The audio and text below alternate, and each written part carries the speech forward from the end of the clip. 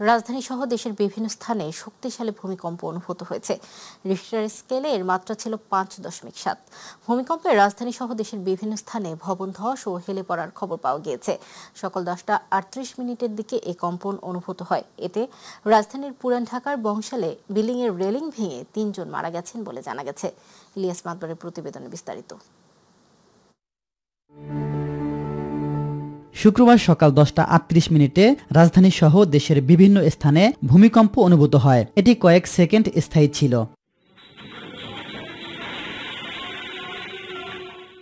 আবহাওয়া অধিদপ্তরের তথ্য অনুযায়ী এই ভূমিকম্পের মাত্রা ছিল 5.7। এর উৎপত্তি স্থল নরসিংদী, যার গভীরতা ছিল 10 কিলোমিটার। বিভিন্ন স্থানে বেশ কিছু ভবন হেলে পড়ার খবর পাওয়া গেছে। এতে আতঙ্ক ছড়ায় সাধারণ মানুষের মাঝে। এ সময় ঘর বাড়ি, অফিস এবং ব্যবসা প্রতিষ্ঠান ছেড়ে বাইরে বের হয়ে আসেন লাখো লাখো মানুষ। পুরান ঢাকার বংশাল এলাকায় ভূমিকম্পের সময় একটি 5তলা ভবনের অংশ ধসে 3 পথচারী নিহত হয়েছেন। ইলিয়াস মাতবর, মাই টিভি, ঢাকা। রাজধানী ঢাকা সহ আশপাশের জেলাগুলোতে আঘাত হানা শক্তিশালী ভূমিকম্পে অন্তত 6 জনের মৃত্যুর খবর পাওয়া গেছে। এই ঘটনায় আহত হয়েছেন শতাধিক মানুষ। শুক্রবার সকাল 10:38 ভূমিকম্পের ফলে আতঙ্কিত মানুষজন দ্রুত ঘর ছেড়ে রাস্তায় নেমে আসেন। এ সময় বিভিন্ন জায়গায় দেয়াল ধস ও ফাটলের ঘটনা ঘটে। ভূমিকম্পটির মাত্রা 5.7 বলে জানিয়েছে বাংলাদেশ আবহাওয়া অধিদপ্তর। বিস্তারিত শিমুল খানের রিপোর্টে। শুক্রবার সকাল 10:38 হঠাৎ কেঁপে ওঠে রাজধানী ও আশপাশের জেলাগুলো। ভূমিকম্পের ফলে মানুষজন আতঙ্কিত হয়ে দ্রুত ঘর ছেড়ে রাস্তায় নেমে আসেন। আতঙ্কিত হয়ে জিয়া হলের 4তলা থেকে লাফ দিয়ে আহত হন অনেকে। পুরান ঢাকায় ভবনের রেলিং ধসে প্রাণ হারায় 3 জন। এছাড়া রাজধানীর বিভিন্ন স্থানে ফাটল দেখা যায় বিভিন্ন ভবনে। যখন ভূমিকম্প ছিল তখন আমি শুয়েছিলাম। ঘুম থেকে উঠে হঠাৎ করে দেখি সবকিছু নড়তেছে অনেক জোরে জোরে। তারপর আমি সর্বপ্রথম বেঞ্চের নিচে চলে যাই। নর্থ ব্লকে বড় ভাই দেখলাম যে উপর থেকে লাফ দিচ্ছে, ওখানে জড়ো হয়ে গেছে সবাই, ওনার হাত পা ভেঙে গেছে। ও সবচেয়ে বেশি আহত হয়েছে, মাথার মধ্যে একদম ইট পড়ছে, একদম থেতলে গেছে, হয়তো একদম বাজে অবস্থা। পরে আমরা নিয়ে আসলাম, কারণ ফ্যামিলি তো কেউ নাই। পরে আমরা 3 জন মিলে নিয়ে আসছি। এখন আনার পরে সবকিছু টেস্ট করে দেখে যে বাচ্চাটা মারা গেছে, আর ওর বাবা আইসিইউতে নিছে। আবহাওয়াবিদ রুবাইয়াত বলেন, রিক্টার স্কেলে ভূমিকম্পের মাত্রা ছিল 5.7। এটির উৎপত্তি স্থল ছিল নরসিংদীতে। নরসিংদীর মাধবদী ওই জায়গাটায় এই ভূমিকম্পের উৎপত্তি স্থল ছিল, এবং এই ভূমিকম্পটার মাত্রা ছিল 5.7, যেটা একটা মাঝারি মানের ভূমিকম্প।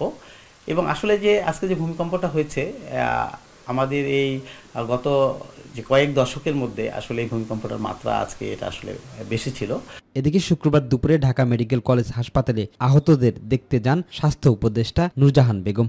বলেন, ভূমিকম্পে বেশি আহত ও নিহতের ঘটনা ঘটেছে আতঙ্কিত হওয়ার কারণে। যে মাত্রায় ভূমিকম্প হয়েছে হয়তো কাছাকাছি কারণে এই মাত্রাটা অনেক বেশি হয়েছে, কিন্তু ইনজিউরটা সে তুলনায় একটু বেশি হয়েছে। কেউ কেউ অনেকটা প্যানিকে হয়ে একজন 2তলা থেকে লাফ দিয়েছে, আরেকজন 2তলায় নামতে গেছিল, সেখানেই ঝুলেছিল, ওখান থেকে পরে ব্যালেন্স হারিয়ে পড়ে গেছে। এরকম নানান বিষয়গুলো আসছে। তো আমরা সবাই মিলে চেষ্টা করি যাতে আমরা তাদের জন্য ভালো চিকিৎসাটা দিতে পারি। আহতদের চিকিৎসায় যেন কোনো ত্রুটি না হয় সকল হাসপাতালের নির্দেশনা দেওয়া হয়েছে বলেও জানান তিনি। শিমুল খান, মাই টিভি, ঢাকা। সকাল 10:38 ভূমিকম্পে কেঁপে ওঠে ঢাকা সহ আশপাশের এলাকা। এতে সবচেয়ে বেশি ক্ষতিগ্রস্ত হয়েছে পুরান ঢাকার কিছু ঘরবাড়ি। ওই এলাকায় একটি ভবনের রেলিং ধসে প্রাণ গেছে 3 জনের। এরপরই প্রশ্ন উঠেছে, কতটা নিরাপদ পুরান ঢাকা? এলাকাটিতে ঘিঞ্জি পরিবেশে তৈরি হয়েছে একের পর এক বাড়ি। কোনো দুর্ঘটনা ঘটলে উদ্ধারকারী দল পৌঁছানোর ব্যবস্থাই নেই। সংকীর্ণ রাস্তায় প্রবেশ করতে পারবে না অ্যাম্বুলেন্স এবং ফায়ার সার্ভিসের গাড়ি। বিস্তারিত আফজাল হোসেনের রিপোর্টে। পুরান ঢাকা নিজস্ব ভাষা আর সংস্কৃতির এক অনন্য ইতিহাস। ঢাকা শহরের গোড়াপত্তনের শুরু থেকেই এই এলাকায় মানুষের বসবাস। শত শত বছর ধরে এই এলাকায় মানুষের বসতি বেড়েছে। সময়ের সাথে পাল্লা দিয়ে বেড়েছে ভবন, সেই সাথে কমেছে চলাচলের রাস্তা। বর্তমানে পরিস্থিতি পৌঁছেছে ভয়াবহ পর্যায়ে। রাস্তাগুলো এতটাই সংকীর্ণ হয়েছে যে কোনো দুর্ঘটনা ঘটলে সেখানে ফায়ার সার্ভিস বা অ্যাম্বুলেন্সের মতো জরুরি সেবাও পৌঁছতে পারবে না। এখানে সব ভালো না, খারাপ, বুঝছেন, আর ওখানে বাড়ো, ওই পিছিয়ে বাড়বো, এখানে সব খারাপ, ওখানে খারাপ, এখানে খারাপ, এখানে খারাপ। এই রাস্তা ভালো না, জানো কই যাবো। দেখছি অনেক ভিড়, আমি এত ভিড়ে আসতে পারি না অনেক ভিড়ের জন্য। এছাড়া ভবনগুলো একে অন্যের গা ঘেঁষে গড়ে উঠেছে, ফলে প্রবেশ করতে পারে না আলো বাতাস। এছাড়াও কোনো দুর্ঘটনা ঘটলে সেখানে উৎসুক জনতা বাড়তি ভিড় করে, এতে জরুরি যান চলাচল আরও কঠিন হয়ে পড়ে। এখানে বড় ধরনের দুর্ঘটনা হলে কোনো কিছু আসার কোনো সুযোগ নেই, এখানে অ্যাম্বুলেন্স বা অন্য কোনো আসার কোনো সুযোগ নেই। এখান থেকে যথেষ্ট ঝুঁকিপূর্ণ এলাকা, এই এলাকায় বড় ধরনের দুর্ঘটনা হলে মানুষের যথেষ্ট ক্ষতিগ্রস্ত সম্ভাবনা থাকে। এটা তো কোনো মানুষের হাতের খেলা না, যেহেতু প্রাকৃতিক দুর্যোগ, এটা তো সবার হতে পারে, যে কোনো ইয়াতে পরিস্থিতি হয়। কারণ ভূমিকম্পটা কোনো মানুষের সৃষ্টি না, আল্লাহর সৃষ্টি। আর এটা তো আমরা সবাই আতঙ্কিত আছি বাংলাদেশের মানুষ, যে বাংলাদেশে যে একটা হবে, ভূমিকম্প হবে, সেটা একটা হয়তো আল্লাহ পাকে একটা আভাস দিচ্ছে সবাইকে সতর্ক করার জন্য। আগেও একাধিকবার দুর্ঘটনা ঘটেছে, প্রতিবারই তদন্ত কমিটি হয়, তবে আসে না সমাধান। এবারের ভূমিকম্প আবারও স্মরণ করিয়ে দিল পুরান ঢাকা কতটা ঝুঁকিপূর্ণ। আফজাল হোসেন, মাই টিভি, ঢাকা। ভূমিকম্পে কাঁপল রাজধানী সহ আশপাশের জেলাগুলো। ঢাকায় 3 জন ছাড়াও নারায়ণগঞ্জের রূপগঞ্জ ও নরসিংদীতে দেয়াল ধসে প্রাণ গেছে শিশুসহ 3 জনের, আহত হয়েছে কয়েকজন। গাজীপুরে ভূমিকম্পের সময় আতঙ্কে হুড়োহুড়ি করে বের হওয়ার সময় আহত হয়েছেন গার্মেন্টসের শতাধিক শ্রমিক, তাদের বিভিন্ন হাসপাতালে চিকিৎসা দেওয়া হচ্ছে। শক্তিশালী ভূমিকম্পের আতঙ্ক ছড়ায় দেশ জুড়ে। প্রতিনিধিদের পাঠানো তথ্যচিত্রে আরও জানাচ্ছেন শামস তাবরেজ উচ্ছ্বাস। হঠাৎই কেঁপে উঠল ভূপৃষ্ঠ। শক্তিশালী ভূমিকম্পে দুলতে থাকে ঘরবাড়ি সহ বিভিন্ন স্থাপনা।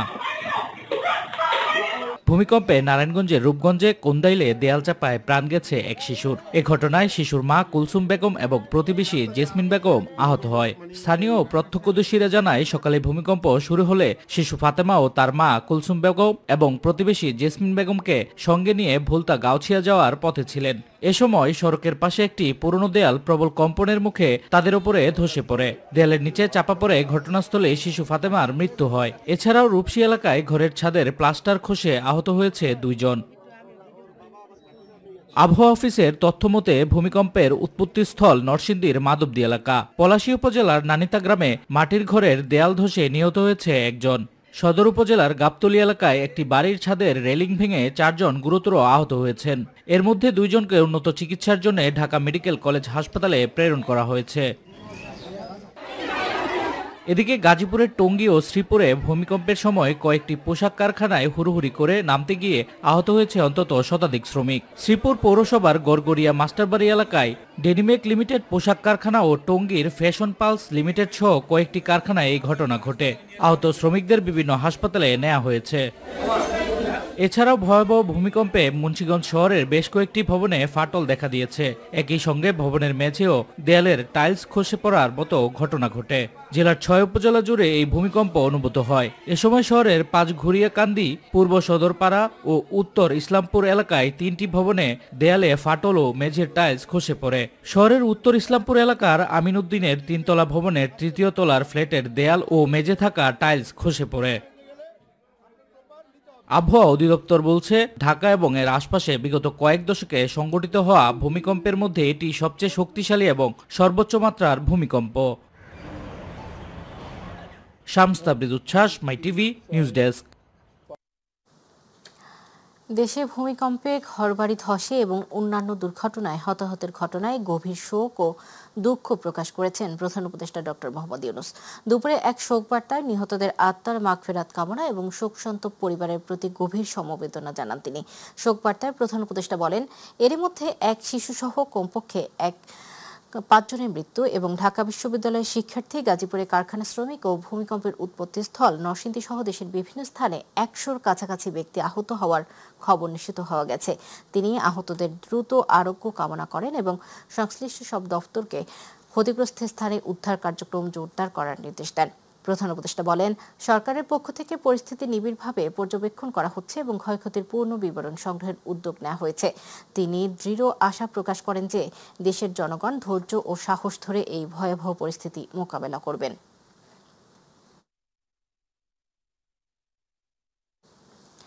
প্রধান উপদেষ্টা ডক্টর মোহাম্মদ ইউনূস বলেছেন, ফেব্রুয়ারি নির্বাচনের মাধ্যমে নতুন বাংলাদেশের যাত্রা শুরু হবে, আর এই নির্বাচনে সশস্ত্র বাহিনীর ভূমিকা গুরুত্বপূর্ণ। শুক্রবার সেনাকুঞ্জে সশস্ত্র বাহিনী দিবসের আয়োজনে সংবর্ধনা অনুষ্ঠানে দেয়া বক্তব্যে একথা বলেন প্রধান উপদেষ্টা। অনুষ্ঠানে বিএনপি চেয়ারপারসন বেগম খালেদা জিয়া, জামায়াতের আমির ডাক্তার শফিকুর রহমান সহ রাজনীতিবিদ ও বিশিষ্ট ব্যক্তিরা যোগ দেন। মাহবুব সৈকতের রিপোর্টে বিস্তারিত। 21 নভেম্বর সশস্ত্র বাহিনী দিবস। ঢাকা সেনানিবাসের সেনাকুঞ্জে জাতীয় সঙ্গীতের মধ্য দিয়ে শুরু হওয়া সংবর্ধনা অনুষ্ঠানে উপস্থিত হন বিভিন্ন শ্রেণী ও পেশার প্রতিনিধিরা। সাবেক প্রধানমন্ত্রী ও বিএনপি চেয়ারপারসন বেগম খালেদা জিয়া ছাড়াও অংশ নেন জামাতের আমির ডাক্তার শফিকুর রহমান সহ ফ্যাসিবাদ বিরোধী রাজনৈতিক দলের শীর্ষ নেতারা। সংবর্ধনা অনুষ্ঠানে বক্তব্যের শুরুতেই প্রধান উপদেষ্টা ডক্টর মোহাম্মদ ইউনূস শ্রদ্ধাভরে স্মরণ করেন ৭১-এর মহান মুক্তিযুদ্ধের বীর সেনানী এবং ২৪-এর অভ্যুত্থানের শহীদ এবং আহতদের। আজকের এই বিশেষ দিনে আমি সশ্রদ্ধ চিত্তে স্মরণ করছি মহান মুক্তিযুদ্ধের সকল শহীদ, যুদ্ধাহত এবং অন্যান্য সকল বীর মুক্তিযোদ্ধাদের, যাদের আত্মত্যাগের বিনিময়ে অর্জিত হয়েছে আমাদের স্বাধীনতা। একই সাথে আমি শ্রদ্ধা জানাচ্ছি ২০২৪ সালের জুলাই আগস্ট মাসে ছাত্র জনতার অভ্যুত্থানের সকল শহীদ, আহত এবং অংশগ্রহণকারী সর্বস্তরের মানুষের প্রতি, যাদের দুঃসাহসিক আত্মত্যাগ আমাদের দেশ পুনর্গঠনের একটি নতুন সুযোগ সৃষ্টি করে দিয়েছে। মহান মুক্তিযুদ্ধে সশস্ত্র বাহিনীর অবদানের কথা উল্লেখ করে প্রধান উপদেষ্টা তৎকালীন মেজর জিয়াউর রহমানের ডাকে পাকিস্তানি বাহিনীর বিরুদ্ধে যুদ্ধে ঝাঁপিয়ে পড়ার কথাও স্মরণ করেন। চট্টগ্রামের কালুরঘাট বেতার কেন্দ্র থেকে তৎকালীন মেজর এবং পরবর্তীতে রাষ্ট্রপতি জিয়াউর রহমান বাংলাদেশের স্বাধীনতা ঘোষণা করেছিলেন। এরই ধারাবাহিকতায় 21শে নভেম্বর সেনাবাহিনীর সাথে নৌ ও বিমান বাহিনী সম্মিলিতভাবে পাকিস্তানি বাহিনীর বিরুদ্ধে লড়াই শুরু করে।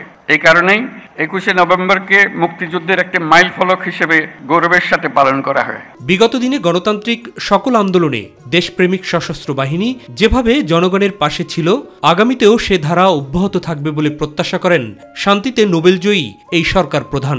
আমি বিশ্বাস করি গণতান্ত্রিক ও নিয়মতান্ত্রিক নেতৃত্বের প্রতি অনুগত বাংলাদেশ সশস্ত্র বাহিনী তাদের পেশাগত দক্ষতা ও দেশপ্রেমের সমন্বয়ে দেশের জন্য ত্যাগ ও তৎপরতার এই ধারাবাহিকতা অক্ষুণ্ণ রাখবে। বাংলাদেশের গণতান্ত্রিক উত্তরণে আসন্ন নির্বাচন একটি গুরুত্বপূর্ণ অধ্যায় হিসেবে বিবেচিত হবে। আমার সুদৃঢ় বিশ্বাস এটি নির্বিঘ্ন ও উৎসবমুখর নির্বাচন হবে। এর আয়োজনে সশস্ত্র বাহিনীর সদস্যগণ দক্ষতা ও পেশাদারিত্বের সাথে এই মহান দায়িত্ব পালন করবে। সেনা, নৌ এবং বিমান বাহিনীকে প্রশিক্ষিত করে গড়ে তোলার পাশাপাশি বাহিনীগুলোকে যুগোপযোগী প্রযুক্তি সংযোজনের প্রচেষ্টা অব্যাহত রাখার কথাও জানান ডক্টর মোহাম্মদ ইউনূস। একটি শান্তিপ্রিয় জাতি হিসেবে আমরা সকল বন্ধু রাষ্ট্রের সঙ্গে সম্মানজনক ও শান্তিপূর্ণ সহাবস্থানে বিশ্বাসী। তথাপি যে কোনো আগ্রাসী বহিঃশত্রুর আক্রমণ থেকে দেশের সার্বভৌমত্ব রক্ষার জন্য আমাদেরকে সদা প্রস্তুত ও সংকল্পবদ্ধভাবে থাকতে হবে। অন্তর্বর্তীকালীন সরকার সকল বাহিনীর সক্ষমতা বৃদ্ধিতে ব্যাপক উদ্যোগ গ্রহণ করেছে। পরে আমন্ত্রিত অতিথিদের সাথে কুশল বিনিময় করেন প্রধান উপদেষ্টা। অনুষ্ঠান শেষে বিএনপি চেয়ারপারসন বেগম খালেদা জিয়ার সাথে কিছু সময় একান্ত বৈঠক করেন প্রধান উপদেষ্টা ডক্টর মোহাম্মদ ইউনূস। মাহবুব সৈকত, মাই টিভি, ঢাকা। সশস্ত্র বাহিনী দিবস উপলক্ষে মহান স্বাধীনতা যুদ্ধে আত্মোৎসর্গকারী সশস্ত্র বাহিনীর সদস্যদের স্মৃতির প্রতি শ্রদ্ধা জানিয়েছেন রাষ্ট্রপতি মোহাম্মদ শাহাবুদ্দিন ও প্রধান উপদেষ্টা ডক্টর মোহাম্মদ ইউনূস। সকালে ঢাকা সেনানিবাসে শিখা অনির্বাণে প্রথমে রাষ্ট্রপতি, পরে প্রধান উপদেষ্টা পুষ্পস্তবক অর্পণ করেন। এরপর পুষ্পস্তবক অর্পণ করেন ৩ বাহিনী প্রধান। এছাড়াও রাষ্ট্রপতি ও প্রধান উপদেষ্টার সাথে সৌজন্য সাক্ষাৎ করেন ৩ বাহিনী প্রধান। বিস্তারিত আফজাল হোসেনের রিপোর্টে। আজ ঐতিহাসিক সশস্ত্র বাহিনী দিবস। 1971 সালের এই দিনে বাংলাদেশের সেনা, নৌ ও বিমান বাহিনী সম্মিলিতভাবে মুক্তিযুদ্ধে পাকিস্তানি বাহিনীর বিরুদ্ধে আক্রমণের সূচনা করে। সশস্ত্র বাহিনী দিবস উপলক্ষে মহান স্বাধীনতা যুদ্ধে আত্মোৎসর্গকারী সশস্ত্র বাহিনীর সদস্যদের স্মৃতির প্রতি শ্রদ্ধা জানিয়েছেন রাষ্ট্রপতি মোহাম্মদ শাহাবুদ্দিন ও প্রধান উপদেষ্টা ডক্টর মোহাম্মদ ইউনূস। এরপর পুষ্পস্তবক অর্পণ করেন ৩ বাহিনী প্রধান। এছাড়া রাষ্ট্রপতি ও প্রধান উপদেষ্টার সাথে সৌজন্য সাক্ষাৎ করেন ৩ বাহিনী প্রধান। সশস্ত্র বাহিনী দিবস উপলক্ষে বিভিন্ন কর্মসূচি হাতে নেওয়া হয়েছে। প্রধান উপদেষ্টা ঢাকা সেনানিবাসস্থ আর্মি মাল্টিপারপাস কমপ্লেক্সে নির্বাচিত খেতাবপ্রাপ্ত বীর মুক্তিযোদ্ধা ও উত্তরাধিকারীদের সংবর্ধনা দিয়েছেন। এ সময় প্রধান উপদেষ্টা 101 জন নির্বাচিত খেতাবপ্রাপ্ত বীর মুক্তিযোদ্ধা ও উত্তরাধিকারীদের মাঝে শুভেচ্ছা স্মারক বিতরণ ও শুভেচ্ছা বিনিময় করেন। বৈষম্যহীন, শোষণহীন, কল্যাণময় এবং মুক্ত রাষ্ট্রের জন্য যে স্বপ্ন নিয়ে মুক্তিযোদ্ধারা দেশ স্বাধীন করেছিলেন, আমরা তাদের সেই স্বপ্ন পূরণে অঙ্গীকারবদ্ধ। আমরা এখন থেকেই বাংলাদেশকে এমনভাবে গড়তে চাই যেন দেশের জনগণের সকল ক্ষমতার উৎস হয়। বাংলাদেশ যেন বিশ্বের দরবারে একটা মানবিক ও কল্যাণকর রাষ্ট্র হিসেবে সমাদৃত হয়। এদিকে দিনটি যথাযোগ্য মর্যাদায় পালনের জন্য ঢাকার বাইরে দেশের অন্যান্য সেনা ও নৌজাহাজ এবং স্থাপনা ও বিমান বাহিনী ঘাঁটিতে বিভিন্ন কর্মসূচি পালিত হচ্ছে। ঢাকা, খুলনা, চাঁদপুর, বরিশাল ও চট্টগ্রামে বিশেষভাবে সজ্জিত নৌবাহিনীর জাহাজ দুপুর 2টা থেকে সূর্যাস্ত পর্যন্ত সর্বসাধারণের দেখার জন্য নিকটস্থ ঘাটে অবস্থান ও নোঙর করা অবস্থায় রাখা হয়। আফজাল হোসেন, মাই টিভি, ঢাকা। বাংলাদেশের স্বাধীনতা অর্জনের সঙ্গে যে কয়েকটি দিবস ওতপ্রোতভাবে জড়িত তার মধ্যে সশস্ত্র বাহিনী দিবস অন্যতম। 1971 সালের 26 মার্চ মুক্তিযুদ্ধের সূচনা লগ্নে পাকিস্তান সামরিক বাহিনীতে কর্মরত প্রায় 26,000 সুপ্রশিক্ষিত বাঙালি অফিসার ও সদস্য বিদ্রোহ করেন এবং মুক্তি সংগ্রামে অংশ নেন। এর মধ্যে পাকিস্তান সেনাবাহিনীর ইস্ট বেঙ্গল রেজিমেন্টের প্রথমে 5টি ও পরবর্তীতে নবপ্রতিষ্ঠিত আরও 3টি ব্যাটালিয়ন সেনাবাহিনীর পক্ষ থেকে মহান মুক্তিযুদ্ধে অংশগ্রহণ করে। আরও জানাচ্ছেন আতিকুর রহমান তিতাস। 1971 সালে জাগ্রত মুক্তিসেনাদের সম্মিলিত আক্রমণে যখন পাক হানাদার বাহিনী নাস্তানাবুদ ও কোণঠাসা হয়ে পড়ে, তখন কর্নেল ওসমানী ও কিছু অসীম সাহসী সামরিক কর্মকর্তারা সশস্ত্র বাহিনী গঠনের এক দূরদর্শী পরিকল্পনা গ্রহণ করেন। গণপ্রতিরোধ রূপ নেয় সশস্ত্র যুদ্ধে। যুদ্ধের চূড়ান্ত ক্ষণে গেরিলা যুদ্ধের পাশাপাশি কনভেনশনাল বা প্রথাগত যুদ্ধ শুরু করার জন্য 1971 সালের 21 নভেম্বর সেনাবাহিনী, নৌবাহিনী ও বিমান বাহিনী সম্মিলিতভাবে জল, স্থল ও আকাশপথে পাকিস্তানি হানাদার বাহিনীর বিরুদ্ধে সশস্ত্র এক সমর যুদ্ধের নবসূচনা করে। 1971 সালের 25 মার্চ সেই ভয়াল কালো রাতে যখন পাকিস্তানি হায়নারা নৃশংস হত্যাযজ্ঞ শুরু করে, ঠিক তখনই বিদ্রোহ ঘোষণা করে ইস্ট বেঙ্গল রেজিমেন্টের 5টি unit, East Pakistan Rifles, police, Ansar ও মুজাহিদের বাঙালি সদস্যরা। যুদ্ধ ঘোষণা করেন সেনা, নৌ ও বিমান বাহিনীর কর্মকর্তা সহ বাঙালি মুক্তিকামী হাজার হাজার কৃষক, শ্রমিক, ছাত্র, যুবক। মুক্তির সংগ্রাম রূপ নেয় সশস্ত্র সংগ্রামে। 1971 সালের 17 এপ্রিল মুজিবনগর সরকার গঠিত হয়। মুক্তিযুদ্ধ লাভ করে একটি সুসজ্জিত রূপ। পেশাদার সামরিক কর্মকর্তারা 11টি সেক্টরে বিভক্ত হয়ে যুদ্ধ পরিচালনা করতে থাকে। 11টি সেক্টরের দায়িত্ব দেওয়া হয় এক একজন সুপ্রশিক্ষিত পেশাদার সামরিক কর্মকর্তাকে। গঠিত হয় জেড ফোর্স, এস ফোর্স ও কে ফোর্স নামক 3টি নিয়মিত ব্রিগেড। দীর্ঘ 8 মাস প্রতিরোধের পর 21 নভেম্বর চূড়ান্তভাবে স্থল, নৌ ও আকাশপথে শুরু হয় ত্রিমুখী আক্রমণ। এই আক্রমণে পাকিস্তানি হানাদার বাহিনী জলে, স্থলে ও অন্তরিক্ষে পর্যদস্ত হতে থাকে। ক্রমশই পশ্চাৎপসরণে যেতে থাকে পরাজিত বাহিনী। এরই ধারাবাহিকতায় 3 ডিসেম্বর মিত্র বাহিনী, সশস্ত্র বাহিনী ও মুক্তিকামী জনতার চূড়ান্ত আক্রমণে পর্যদস্ত ও দিশাহারা হয়ে পড়া বর্বর পাকিস্তান হানাদার বাহিনী অবশেষে 1971 সালের 16 ডিসেম্বর পাকিস্তান বাহিনীর আত্মসমর্পণের মধ্য দিয়ে অর্জিত হয় বাঙালি মুক্তিকামী জনতার বিজয়। স্বাধীন হয় প্রিয় মাতৃভূমি, জন্ম হয় বাংলাদেশ নামের একটি দেশের। স্বাধীনতার পর 1972 সালের এপ্রিলে বাংলাদেশ প্রতিরক্ষা বাহিনী সদর দপ্তর অবলুপ্ত হয় এবং প্রতিরক্ষা মন্ত্রণালয়ের অধীনে গঠিত হয় 3 বাহিনীর জন্য পৃথক পৃথক সদর দপ্তর। বাংলাদেশের সশস্ত্র বাহিনী এখন একটি সুসজ্জিত, সুদক্ষ বাহিনী হিসেবে সারা বিশ্বের কাছে সমাদৃত। শুধু স্বাধীনতা যুদ্ধ নয়, সশস্ত্র বাহিনীর সদস্যরা বাংলাদেশের স্বাধীনতা ও সার্বভৌমত্বের অতন্ত্র প্রহরী। শুধু দেশেই নয়, বিদেশের মাটিতে আমাদের সশস্ত্র বাহিনীর কর্মকাণ্ড সমানভাবে সমাদৃত, যার প্রশংসায় পঞ্চমুখ জাতিসংঘ। জাতিসংঘের শান্তিরক্ষী মিশনে Sierra Leone, Liberia, Ivory Coast, Congo, Haiti, Lebanon, Somalia সহ বিভিন্ন দেশে বাঙালি সশস্ত্র বাহিনী শান্তিরক্ষার পাশাপাশি ওইসব দেশের আর্থিক ও সামাজিক উন্নয়নে সক্রিয়ভাবে অংশগ্রহণ এবং অসহায় মানুষের পুনর্বাসনে সার্বিক সহযোগিতা করে যাচ্ছে। আতিকুর রহমান তিতাস, মাই টিভি। আসন নিয়ে ভাগাভাগির চিন্তা না করে দেশে যাতে ঐক্য থাকে সেদিকে সতর্ক থাকার জন্য দলীয় নেতাকর্মী এবং সমমনা দলের প্রতি আহ্বান জানিয়েছেন অধ্যাপক ডাক্তার জাহিদ হোসেন। জাতীয় প্রেস ক্লাবে মৎস্যজীবী দলের আলোচনা সভায় বিএনপির স্থায়ী কমিটির এই সদস্য বলেন, নিজেরা বিভাজন হলে লাভবান হবে পতিত স্বৈরাচার, এই জন্য যে কোনো প্রয়োজনে জাতীয় ঐক্য প্রয়োজন বলেও মন্তব্য করেন তিনি।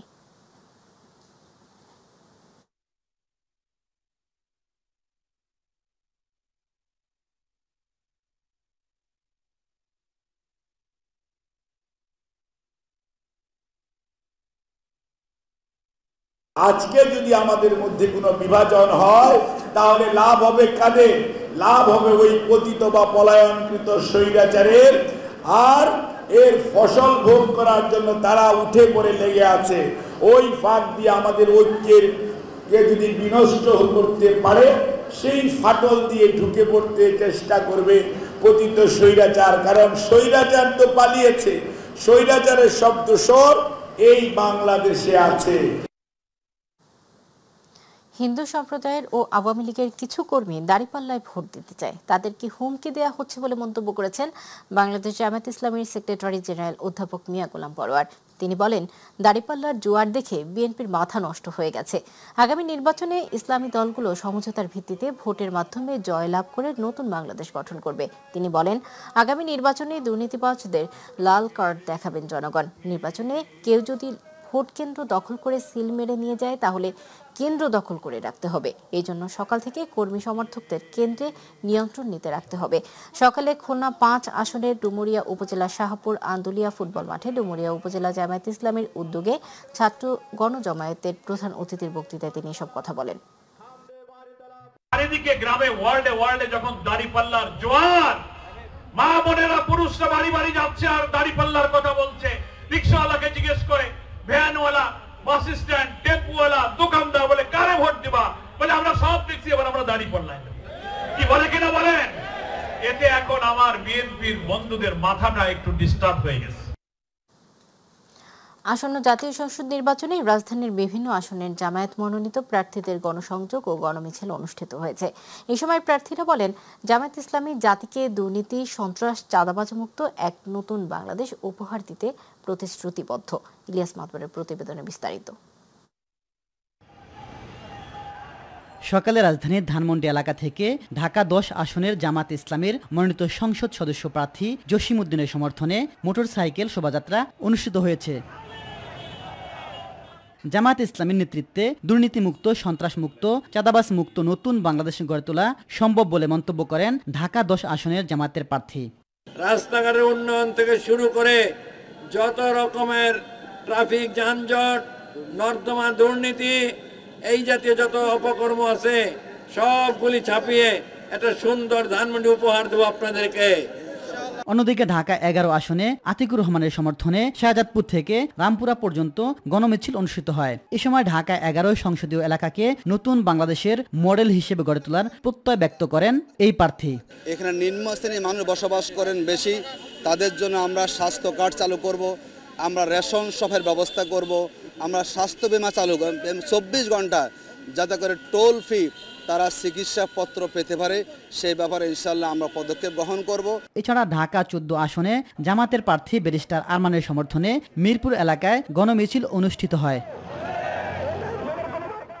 ঢাকা 8 আসনের প্রার্থী ডক্টর মোহাম্মদ হেলাল উদ্দিনের সমর্থনে রমনা এলাকায় গণমিছিল অনুষ্ঠিত হয়। এ সময় ভোটারদের এই আসনকে নিরাপদ সুসংহত করার জন্য সিদ্ধান্ত নেওয়ার আহ্বান জানান তিনি। জুলাই পরবর্তী এই বিপ্লবীরা একজনও বেঁচে থাকতে কোন ভোট ডাকাতদের ছাড় দেওয়া হবে না।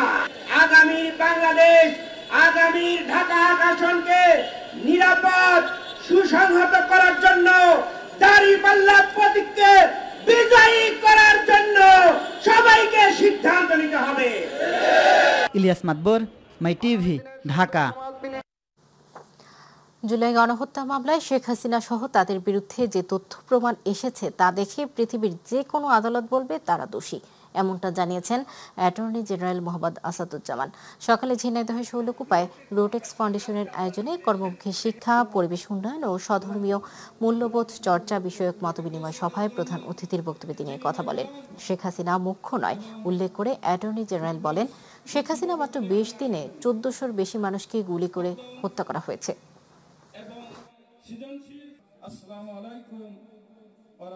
জুলাই গণ অভ্যুত্থানে মানবতা বিরোধী অপরাধের সম্পৃক্ত থাকার কারণে